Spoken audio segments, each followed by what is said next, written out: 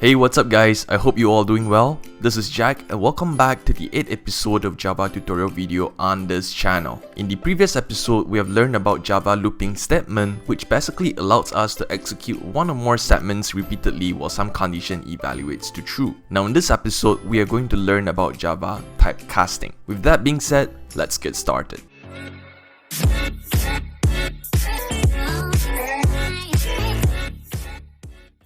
Typecasting, also known as type conversion, is the process of assigning a value of one type to a variable of another type. Typecasting can actually be applied on both primitive data types as well as non-primitive data types. Just like what we have already discussed back in episode 3, primitive data types, also known as predefined data types, includes boolean, char, byte, short, int, long, float, and double. Whereas non-primitive data types, also known as reference data type, can be a class, interface, or array variables. However, in this episode, we will mainly be focusing on primitive data type casting, and we will revisit the non-primitive data type conversion in the near future after we have gone through the object and classes topic.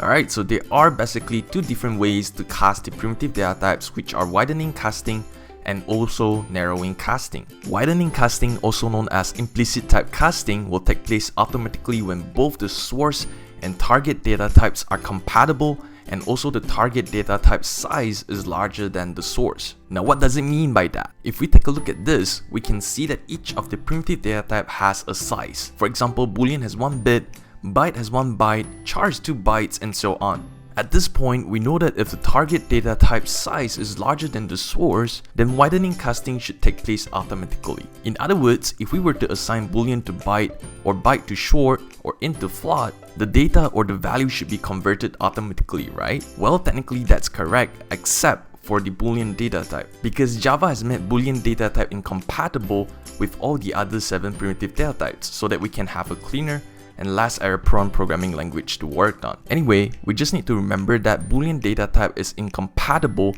with all the other primitive data types. And if you try to assign a boolean value to another primitive type, you will get an error that looks something like this.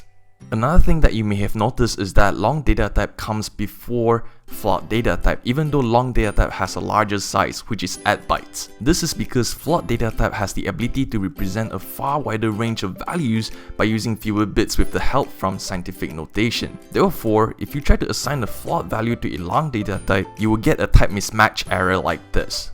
But if you try to assign a long value to a float data type, widening casting will take place and the value will be converted automatically. One more thing that I would like to point out is that if you were to assign a char value to a type with a larger size such as int, widening casting will still take place and Java has no problem with that. But chances are the converted value may not be of your interest, as it's actually the ASCII code that represents the char, which is small letter a in this case. Alright, that's enough for widening casting. Next, we are going to look at narrowing casting. Narrowing casting, also known as explicit type casting, is required when you are assigning a larger type value to a variable of a smaller type. Now let's take a look at this example. If we were to assign a float value to an int variable without doing an explicit type casting, we will get an error that looks something like this.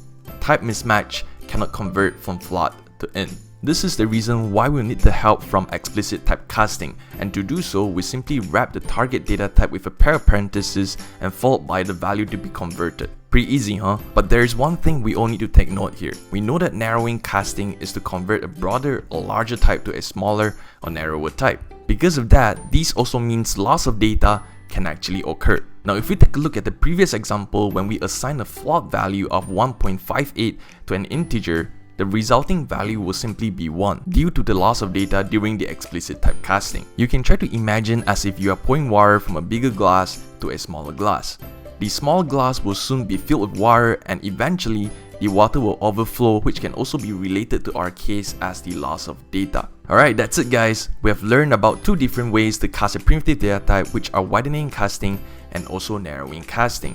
Widening casting, also known as implicit type casting, and it will take place automatically when both the source and target data types are compatible and also the target data type size is larger than the source. Whereas narrowing casting, also known as explicit type casting, is required to be done manually when you are assigning a larger type value to a variable of a smaller type. Now if you have any questions or if you have anything that you would like to add on, Please feel free to leave a comment below. If you liked the video, be sure to hit on the like button, share it to your friends, and of course don't forget to subscribe for more videos like this.